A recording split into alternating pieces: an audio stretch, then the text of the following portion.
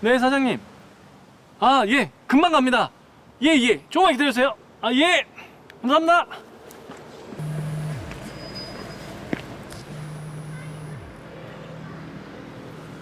왜? 애들한테 무슨 일 있어?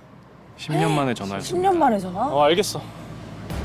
필요한 건 늘 문자로 통보만 하던 아내가 전화를 했다는 건 분명 큰일이 생겼다는 건데요. 또 무슨 일일까요?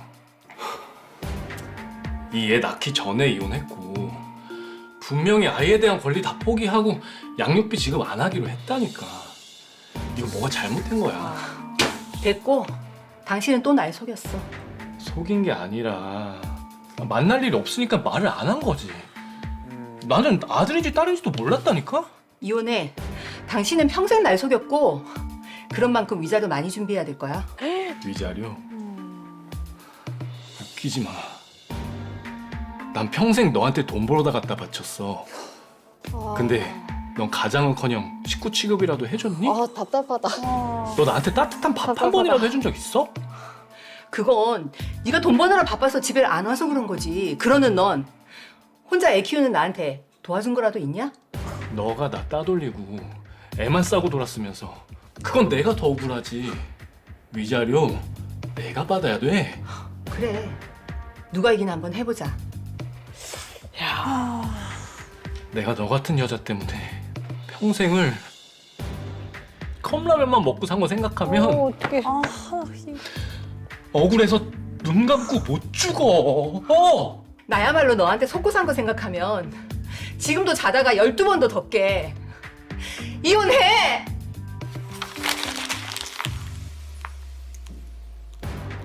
그래. 이혼해. 이제 이 여자랑 그만 살아야겠습니다. 그리고 평생 돈 버는 기계처럼 살아온 이 여자에게 위자료는 꼭 받아야겠습니다. 자, 야, 이게 남편 얘기를 들어보니까 또 진짜. 얘기가 상황이 그러네요. 남편 이야기는 들어봐야 돼. 음. 그러니까 지금 남편은 이혼은 하는 걸로 결정을 했는데 네. 위자료를 내가 받아야 된다네요, 지금 사안이. 저 중요한 사실 이야기했네요, 남편이. 네, 그러네요. 아내는 이제 영수의 이야기로 그쵸, 생각을 그쵸. 설마 해왔던 내 거고. 남편 얘기라고는 생각도 못했던 거죠. 듣고 싶은 대로 그쵸, 들어간다는 그쵸. 거죠. 딸과 네. 그 성별을 알 수 없는 그 아이가 일단은 너무 안 된 것 같고 그러게요. 진짜 너무 이기적인 두 사람인 것 같아요. 너무 이기적인 두 사람이고 그러니까 아이들은 어떻게 근데 또 남편은 지금은 이기적인 어떤 결정을 하고 있는 것 같지만 그 전에 아이들을 위해서 계속 생활비를 벌어다 주는 노력은 했던 것 같아요. 아니 맞아. 돈만 벌어주면 단가요? 아니, 근데 제가 생각하기에는 그게- 남편은 그래도 자기 그걸 거짓말을 했을 뿐이지 남편으로서는 굉장히 성실하게는 한 것 같거든요. 네. 맞아요. 거짓말을 하고 책임 다 안 지는 사람들도 많은데 남편이 네. 자기 할 일은 했단 말이에요. 맞아요. 책임 안 그리고 지는 남편들도 많은데. 자기 입장에서는 아이도 누군지도 모르고 그냥 뭐 포기하고 친권 포기하고 양육비 안 보내는 걸로 해서 이미 뭐 나와 관계없기 때문에 애가 없다라고 얘기하는 거. 그거가 문제인 것 같아요, 저는. 그건 문제긴 하지만 어쨌든 지금의 결혼 생활에 있어서는 남편이 그렇게까지 지금 남편 입장을 보니까 그렇죠. 그렇게까지 잘못한 그러니까 건가 지금 이제 싶어요. 와서 남편의 실제 직업을 알고 또 대리 운전까지 한다는 사실까지 알게 되니까 아내가 끊임없이 지금 폭언을 했다라는 네. 거잖아요. 네, 이 부분에 네. 대해서는 어떻게 생각하세요? 저는 이거를 반드시 여러분께서 알고 계셔야 되는 점이 있는데요. 네. 상대방의 유책이 나의 유책을 정당화해주지 않아요. 많은 분들이 오해하시는 게 뭐가 있냐면 가령 내 남편이 바람을 피웠어. 바람 피웠어? 그럼 나도 똑같이 맞바람 피울 거야. 이렇게 되면 상대방이 먼저 유책이 있었던 것은 맞지만 나도 뭐 유책을 저지르면 공동의 유책이 있는 게 될 뿐 상대방이 유책이 있다고 해서 내가 유책을 저질렀을 때 그게 사라지는 것이 아니거든요. 근데 먼저 한 사람께 더 큰 건 아니에요? 비교했을 때. 아니에요. 아, 무조건 똑같아요? 네 선후에 상관없이 먼저 바람을 피웠어요. 그런데 어떻게 보면 내가 배우자가 바람을 피웠다는 걸 알았어. 그런데 이혼하지 않고 그냥 내가 살기로 했다면 이걸 용서한 거거든요. 그래서 법률상 이혼 사유에도 배우자의 유책으로 이혼을 청구할 때는 알게 된 날로부터 6개월 동안만 이걸 유책으로 삼을 수 있다고 정하고 있어요. 그렇구나. 아무래도 우리가 부부 사이에는 여러 가지 일을 많이 겪잖아요. 네. 그래서 이런 일이 있었는데 용서하고 살 수도 있고 아니 못 참고 이혼할 수도 있죠. 그런데 어떤 잘못을 했다고 해서 이걸 마냥 평생 내가 무기로 쥐고 상대방을 흔들 수는 없다는 거죠. 그렇구나. 그래서 이제 정확하게 말씀해 주셨던 게 남편이 가령 정말로 학업이랑 직장을 속였다고 해볼게요. 아내가 알았어. 근데 내가 아이를 생각해서 이혼하지 않고 생활비를 받고 살기로 했어. 그렇다면 내가 그걸 인정하고 받아들인 거거든요. 네. 그런데 그때부터 막 비하하고 막 너는 이제 뭐 쓰레기고 너는 뭐 아빠 자격이 없고 이렇게 하면 그 순간부터는 남편의 유책은 시간이 갈수록 줄어드는데 아내의 유책은 갈수록 커지는 거죠. 그렇구나. 네. 그리고 생전 라면만 먹고 살았대잖아요. 그러니까요. 그러니까 완전 사람을 투명인간 취급하는 것 같더라고요. 네. 쌍방 유책이라는 게 있어요? 쌍방 유책도 있고 이 사건에서는 제가 봤을 때는 아내분이 더 크다기보다는 네. 결국은 아내분이 이렇게 돌변하게 된 거는 기존의 직업이나 학벌이 아니고 아이 때문에 이렇게 된 거거든요.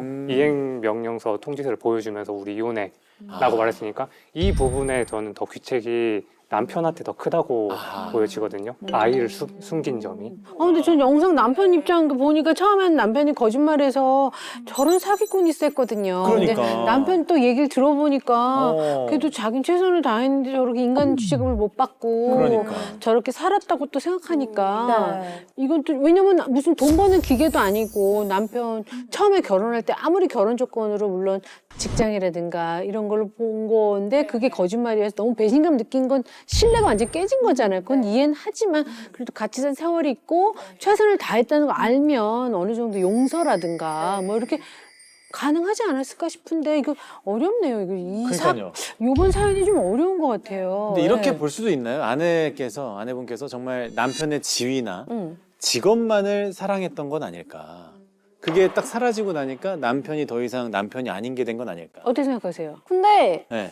지위나 직업 또한 그 사람을 이루는 거긴 해요. 왜냐면 이 사람이 이만큼 노력해서 그걸 이뤄낸 거잖아요. 네네. 그것 또한 사실 그것도 어떻게 보면 그 사람을 만드는 거기 때문에. 아니 대기업 임원보다 돈 더 갖다 줬대잖아요. 그러니까요. 돈을 받았을 때는 좋았고 그냥 돈보다는 명예나 이런 게 깨진 거기 때문에 네, 사실 그게 그 너무 명예를 싫다는 거잖아요. 사실은 예, 예. 만든 게 그 사람이라고 생각하면 사실 그것도 더 멋있어 보이고 뭔가 그 사람 아우라를 어렵네. 만드는 거기 때문에. 이거가 생각해 보니까 조금 상황이 조금 어렵지 어쨌든 그게 남편의 약점이잖아요. 그러니까 근데 두 분은 지금 궁금해요. 만약에 변호를 한다면 네. 누구 입장에서 변호를 하고 싶으세요? 지금 아내는 언어 폭력이거든요. 지금 네. 저 정도면. 저는 아무래도 아내 쪽이 좀 이길 수 있지 않을까. 맞아요. 남편이 너무 막타를 결정적인 쳤으니까. 것 네. 같아요. 둘 다 우열을 가리기 어렵지만 그래도 이제 이 사연을 기준으로 봤을 때는 너무 늦게 밝혀졌어요. 근데 만약에 아이가 문제가. 없었다면. 아이가 없었다면 저는 남편도 유리하다고 생각합니다. 아. 네, 저는 남편. 아니 그리고 아까 그 남편분은 그 화면으로 봤을 때 그러니까 나름 하얀 거짓말이라고 생각한 것 같아요. 네. 전 아내와의 사이에서 낳은 아기에 대해서 그러니까 존재도 잘 모르고 남자인지 여자인지도 모르고 자기는 그냥 모르는 사람 없는 사람으로 생각하고 이렇게 지내왔다라고 하는데 그런 것들이 어떻게 용인이 되지 않는 의견일까요? 주장일까요? 네, 그리고 너무 짧은 생각이에요. 아. 내가 지금 당장 이 가정을 꾸려서 잘 살 것만 생각한 거예요. 남편이 이걸 밝히지 않고 사망했다가 숨겨둔 자녀가 상속인의 지위로 나왔을 때 남아있는 가족의 충격은 이루 말할 수가 없죠. 그 의도가 아무리 나쁜 불선하지 않았더라도 네. 그러니까 하얀 거짓말이었을진정 네. 가족이 된다는 거는 얽혀있는 법률 관계가 너무 복잡하기 때문에 네, 이런 부분은 분명히 명확하게 짚고 넘어가야 됩니다. 가령 내가 모르는 자녀가 있었어요. 근데 그 자녀의 친모가 먼저 사망하고 혈혈 단순히 혼자 있었다가 채무를 잔뜩 지고 사망을 했어. 그러면은 그 법률상 아빠인 지금 내 남편한테 채무가 넘어올 수도 있거든요. 이걸 제대로 알고 대응 못하는 상황이 발생할 수도 있잖아요. 그래서 가족 관계가 얽힌다는 거는 다양한 법률 관계가 따라오는 거기 때문에 당장 눈앞에 이것만 보고 숨긴다는 것은 어렵습니다. 실제로 자녀를 숨겨서 이혼했던 경우가 있어요? 그런 경우도 있어요. 너 결혼하니까 자녀 기록지 줘. 라고 했는데 그거를 영상 카톡으로 보낸 거예요. 근데 카톡 내용을 편집을 해가지고 마치 없는 것처럼 그 가족관계 증명서를 없는 것처럼 위조해가지고 보낸 케이스도 있거든요. 그렇구나. 그러니까 현물을 받아보면은 이게 위조인지 아닌지 알 수 있는데 영상으로 받아보니까 가족을 다 삭제하고 그렇게 준 케이스가 실제 있었습니다. 아, 이거 어떻게 되게 어려운 오늘 문제네. 너무 어려워요. 어려워요. 서유리 씨가 오늘 화가 많이 나신 것 같은데. 아니 저는 그래서 만약에 재혼하면 제가 손수 가서 직접 같이 가서 떼려고요. 아, 확실히 있는지 없는지. 만약에 하게 되면 재혼을 할 일이 있으면 근데 있잖아요. 가서 같이 떼려고. 우리가 이런 서류를 네. 떼면 된다고 하는데 네. 일반적으로는 잘 모르세요. 상세로 떼려고. 왜냐면 우리가 이렇게 아시는데 네. 우리가 이혼 소송을 진행할 때 기본 서류를 필수적으로 발급받아야 되는 것들이 있는데 기본 증명서, 가족관계 증명서, 혼인관계 증명서 우리가 평소에 들어보지 못한 종류의 증명서가 굉장히 많거든요. 근데 일반적으로는 그걸 모르니까 뭐냐면 알았어. 나 등본 떼왔어. 하고 그냥 등본, 혼자 세대주로 되어 있는 거 있으면 아, 이 사람은 자녀가 없나 보다 이렇게 오해하는 경우도 있거든요. 등본은 안 나올 수 있군요. 네. 그래서 변호사님 저 배우자가 자녀 있는 거 속였어요. 근데 제가 분명히 서류 확인할 때 없었거든요. 이렇게 말씀하셔서 혹시 제가 문서를 위조했는지 보고 문서를 위조했다면 형사 고소를 같이 할 수 있으니까요. 그래서 어떤 서류를 보셨나요? 여쭤봤을 때 그냥 뜬금없이 주민등록 초본, 등본 이런 가족관계가 나오는 서류가 아니고 그냥 주소지만 확인할 수 있는 서류를 보고 그냥 믿어버리신 경우도 있어요. 그렇구나. 네. 가족관계 증명서, 혼인 증명서를 반드시 결혼 전에 상세로. 네, 상세로. 왜 상세로 발급받아야 되냐고 말씀하시는 거냐면 혼인관계 증명서를 그냥 일반으로 떼면 전혼 관계가 안 나와요.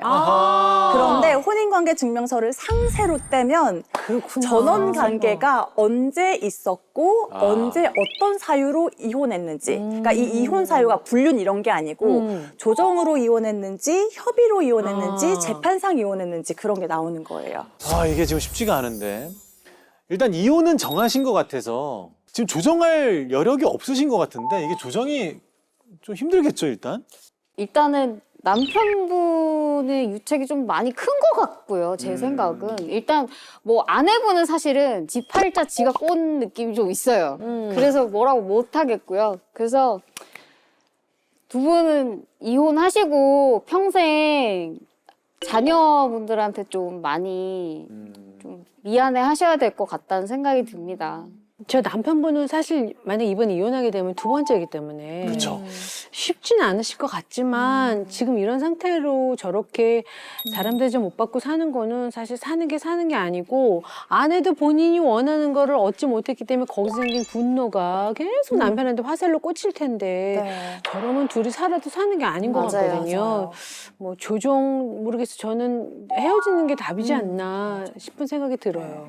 그리고 저도 헤어지는 게 맞다고 생각을 하고 아내분이 남편하고 싸우면서 영상에서 어떤 이야기를 했었냐면 당신 우리 아빠로만 살아. 아빠로서 역할해. 이렇게 했잖아요. 그런데 사실 말은 그렇게 했지만 본인의 마음이 떠났기 때문에 이게 온전한 가정의 모습을 보이지 않았거든요. 그러면 아이한테는 이 가정이 없는 것이나 마찬가지고 사실 냉정하게 말하면 없는 것보다도 못한 상황이었을 거라고 저는 생각을 하거든요. 그래서 아이의 미래를 생각한다면 아이가 앞으로라도 좀 온전히 살아갈 수 있어야 되잖아요. 그러려면 미운 마음 좀 덜어내고 이혼하시고 그냥 각자 행복한 모습을 보여주는 게 아이한테도 좋지 않을까 이런 생각을 좀 합니다. 일단 아내분이 원했던 부분의 가장 중요한 부분이 무너졌어요. 그리고 남편분도 본인이 그 남편으로서 부모로서 대접을 못 받고 있는 상황에서는 서로 좀 빠르게 정리하셔가지고 각자 네. 삶을 다시 찾으시는 게 어떨까 생각합니다. 어쨌든 오늘 조금 답답한 네. 사건이었습니다. 8번째 이야기를 마무리할 시간이 됐는데 저희는 사실 뭐 이렇게 같이 원통해드리고 네. 공감해드리는 것밖에 할 수 없지만 그래도 사연자분의 문제를 해결하는데 무엇보다 응어려진 마음을 조금이라도 푸는데 도움이 되었으면 하는 그런 마음이 간절하죠.